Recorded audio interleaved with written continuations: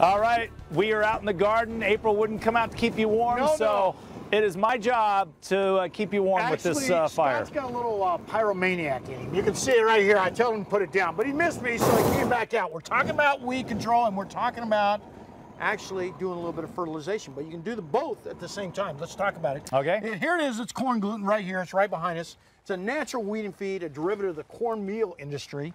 It's right here, and we use this on our gravel in our lawns and about anywhere you don't want weed seed actually germinating. This is the time of year you want to put it down. You put it down about every 3 months.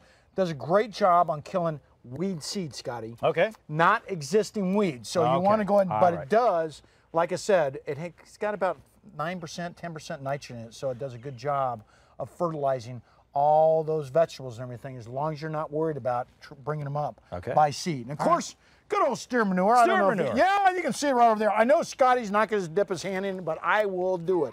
And this is one thing that we utilize around here in the garden all the time for, of course, a lot of our citrus trees, our fig trees. In fact, we got one right over there. We kind of chopped it down, and it is a great time of year to be doing this because we're stimulating that microbial activity, and that microbial activity is real important to growing great things. And right beside that is our queen palms. Bobby, going up to our queen palms, this guy takes a particular kind of fertilizer. It's called manganese.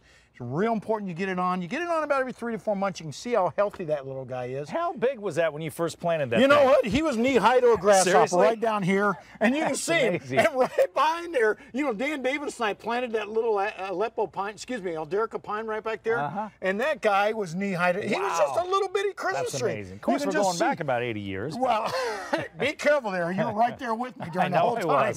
You know, so you want to make sure that you're hitting all those things. But this queen palm remedy right here, this Dr. Bob's, works out fantastic. And this is what we're talking about. This is the manganese, and it does a very good job converting our soil air in the desert Southwest. And it's something that has a tendency to get locked up in our soil. So the way to get things unlocked is basically go as much as you can in the way of organic. So a lot of compost on the ground, building that forest floor like we're talking about right here. Some other things you want to add. Earthworm castings is something that I utilize in the garden all the time. The more we fire up, stay out of there, Scotty, that's not for you. The more you fire up that microbial activity, the better off you are. And then last but not least, a little bit of plant maximizer. This is a humate product, and this helps release those trace elements in the garden itself. So if you guys have got these raised beds like we do out here at Channel 3, this is really the time of year you want to start thinking about that top dressing and doing all that fertilizing right now before we start up with those hot weather type vegetables. And speaking of them, we're covering up our tomatoes right now, our peppers, our eggplants, our nasturtiums. Everything that is frost tender needs to be covered up right now, especially with the fact that April said there's a chance for a frost tonight. All right. Get out there and get it done, Scotty. You were asking April to come out and give you a hug to warm you up, and she couldn't do it. She's busy. It's not that she doesn't want to. She's but you know what? Or something. There you go. Yeah. Man, I'll tell you what. That is just too weird. Olivia, I'm sending him back with you. Pyromaniac, I'm getting a little bit worried about this. It felt good though, didn't it? As long as he doesn't come back smelling like manure, okay? You know what? The manure smells pretty good compared to what he smells like.